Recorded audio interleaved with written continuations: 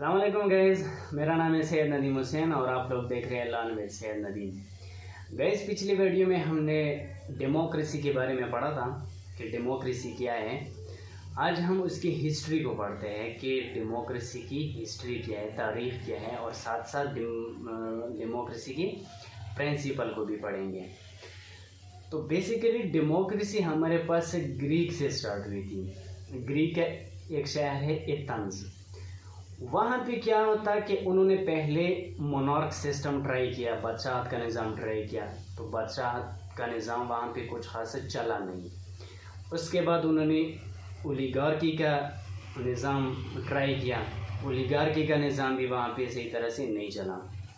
फिर उसके बाद उन्होंने डेमोक्रेसी स्टार्ट की, जमहूरियत स्टार्ट किया। अब डेमोक्रेसी को स्टार्ट करने में जिस शख्स का हाथ था उसका नाम था क्लेस्टेनियस।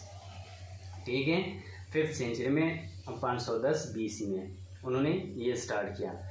अब वहाँ पे क्या था एथेंस में कि सिर्फ आदमियों के पास ही वोट का हक था, बाकी लोगों के पास नहीं था, औरतों के पास या बच्चों के पास वोट का हक नहीं था। और साथ साथ में जो ग्रीक के आसपास के शहर थे, सिटी थे, उन्होंने भी जो है वो डेमोक्रेसी को शुरू कर दिया। ठीक है, दूसरे शहरों में क्या था कि जो फ्यूडल थे, जो अमीर लोग थे, वो उनके पास ही वोट का हक था, बाकी गरीब लोगों के पास और औरतों के पास वोट का हक नहीं था। ठीक है, तो ये ग्रीक में इस तरह से डेमोक्रेसी स्टार्ट हो गई थी। उसके बाद आते हैं रोमन को, देखते हैं कि रोमन में भी, रोमन का जो स्टार्ट वाला पीरियड था उसमें डेमोक्रेसी थी। ठीक है, डेमोक्रेसी के कुछ असरात थे। वो किस तरह थे कि वहाँ पे 2 किस्म के इंस्टीट्यूशन थे। एक को कहा जाता था कौंसल, जिसमें हेड ऑफ द गवर्नमेंट होता था। दूसरे को कहते हैं सेनेटर, जिसमें अमीर लोग थे। फिर उसके नीचे होती थी असेंबली। अब असेंबली को लोग सिटीजन मुंतखब करते थे, बनाते थे। ठीक है, और अगर सेनेट को कोई बिल पास करवाना होता तो वो इस असेंबली की मंजूरी से वो बिल पास कर देते। ठीक है, और इसमें एक बात ये थी कि जो रोमन के अपने लोग थे सिर्फ उनके पास ही वोट का हक था, वो ही असेंबली के लोगों को इलेक्ट कर सकते थे। बाकी अगर कोई बाहर का शहरी है जो रोमन में रहता है या कोई और लोग है, उसके पास वोट का हक नहीं था। फिर आते हैं ब्रिटिश की तरफ, यूके की तरफ, जिसको चैम्पियन ऑफ डेमोक्रेसी भी कहा जाता है। यानी आजकल के दौर में जो है वो डेमोक्रेसी यूके से ही स्टार्ट हुई है प्रॉपरली। तो यूके में 1215 में मैग्ना कार्टा जब साइन हुआ, क्योंकि वहाँ पे बादशाहत का निज़ाम था। ठीक है, लोगों के पास कोई राइट नहीं थे, सब बादशाह की मर्ज़ी के मुताबिक ही सब कुछ होता था। तो वहाँ पे जब मैग्ना कार्टा साइन हुआ तो कुछ राइट पार्लियामेंट को दिए गए। ठीक है, कुछ राइट सिटीजन को दिए गए। अब जाहिर है कि पार्लियामेंट ही लोग ही मुंतखब करते थे, लेकिन उनके पास इतना कुछ कोई ख़ास पावर नहीं थे। मैग्ना कार्टा जब साइन हुआ 1215 में तो कुछ राइट लोगों को दिए गए। फिर 1628 में पटिशन ऑफ बिल साइन हो गया, उसमें भी मज़ीद कुछ राइट पार्लियामेंट को दिए गए। उसमें यह था कि जो टैक्सेस है वो पार्लियामेंट की अप्रूवल के बगैर बादशाह नहीं लगा सकता, ये राइट पार्लियामेंट को दिया गया। फिर 1689 में बिल ऑफ राइट आया, जिसमें मज़ीद राइट जो है वो पार्लियामेंट को दिए गए। इस तरह बिल आते गए, पार्लियामेंट सुप्रीम होती गई, और जो मोनार्क था, जो बादशाहत का जो बादशाह थे, वो उसके पावर कम होते गए। ठीक है, और पूरा आखिर में जो मोनार्क थे वो सिर्फ कॉन्स्टिट्यूशनल मोनार्की रह गई। कॉन्स्टिट्यूशनल मोनार्की मीन्स ये सिर्फ बराए नाम बादशाहत रह गई, और बाकी जो है वो पार्लियामेंट सुप्रीम हो गया।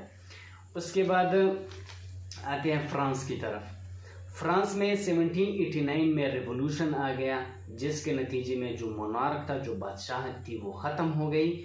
और उसके बाद डिक्लेरेशन ऑफ मैन के नाम से बिल पास हुआ, जिसमें क्या हुआ था कि जो बादशाहत थी वो सिर्फ बराए नाम रह गई, और जो सवरेनिटी थी, जो इक़्तिदार आला था, वो लोगों को मुंतकिल हो गया। और उस डिक्लेरेशन ऑफ मैन के बिल में एक ये था कि आपके पास ओपिनियन देने का भी इख्तियार लोगों को दिया गया। ठीक है, फिर उसके बाद यूरोप को देखते हैं। यूरोप 1830 में जो है वो रिवोल्यूशन आई, जिसके नतीजे में बादशाह खत्म हो गई और लोगों के पास राइट दिए गए, लोग सुप्रीम हो गए। तो इस तरह होते होते, अच्छा एक बात याद रखिए कि पहले के ज़माने में औरतों के पास वोट का हक नहीं था। वर्ल्ड वॉर 1 के बाद से ही औरतों को वोट का हक दिया गया। ठीक है, तो इस तरह होते होते पूरी दुनिया में डेमोक्रेसी फैल गई। तो ये था डेमोक्रेसी की एक छोटी सी हिस्ट्री।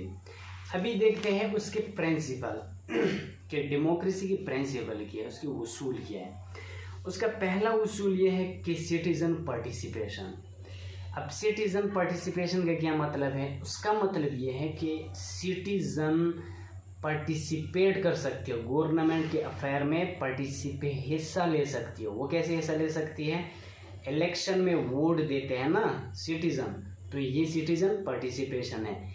इसके अलावा अगर एक पॉलिसी बन गई, एक बिल पास हो गया जो कि सिटीजन को मंजूर नहीं है, तो वो उसके खिलाफ प्रोटेस्ट कर सकते हैं। ये भी सिटीजन पार्टिसिपेशन में आते हैं। दूसरा है इक्वलिटी। इक्वलिटी का मतलब ये है कि एक कंट्री में जितनी भी लोग रहते हैं उसमें किसी किस्म के भी डिस्क्रिमिनेशन नहीं किया जाएगा, चाहे वो नस्ल के लिहाज से हो, चाहे वो ज़बान के लिहाज से हो, चाहे वो मज़हब के लिहाज से हो, चाहे वो मेजॉरिटी हो, मिनॉरिटी हो, कोई भी हो। ठीक है, लेकिन जब एक ही मुल्क में रहते हैं तो किसी किस्म का डिस्क्रिमिनेशन नहीं किया जाएगा, सब इक्वल होंगे। तीसरा है टॉलरेंस। टॉलरेंस का क्या मतलब है? टॉलरेंस का मतलब ये है कि अगर एक मुल्क में, यानी उसमें आप फ्रीली अपनी ओपिनियन दे सकते हैं। अगर दो आदमी हैं, एक का ओपिनियन एक है, दूसरे का ओपिनियन दूसरा है, तो इसका मतलब ये नहीं कि वो आपस में लड़ना स्टार्ट हो जाए। ठीक है, तो वो फ्रीली अपना ओपिनियन दे सकते हैं। टॉलरेंस इसको कहते हैं। चौथा है अकाउंटेबिलिटी। अकाउंटेबिलिटी ये होता है कि डेमोक्रेसी में जो इलेक्टेड लोग हो या नॉन इलेक्टेड लोग हो, वो अकाउंटेबल हो सिटीजन को, वो जवाबदेह हो सिटीजन को। यानी वो जो भी पॉलिसी बना रहा हो, जो भी काम कर रहा हो, उसमें वो सिटीजन को जवाबदेह हो। इसको अकाउंटेबल कहते हैं। पांचवा है ट्रांसपेरेंसी। ट्रांसपेरेंसी का मतलब ये है कि सिटीजन को पता होना चाहिए चीज़ों का, सिटीजन क्लियर होना चाहिए। अगर एक लॉ बन रही है तो उसके बारे में सिटीजन क्लियर होना चाहिए। अगर दूसरे मुल्क के साथ डील हो रहे हैं तो उसके बारे में सिटीजन को क्लैरिटी होनी चाहिए कि ये डील इस तरह से हो रहा है। ठीक है, तो जो भी हो रहा हो मुल्क में वो सिटीजन को क्लियर होना चाहिए। तो ये है प्रिंसिपल ऑफ डेमोक्रेसी।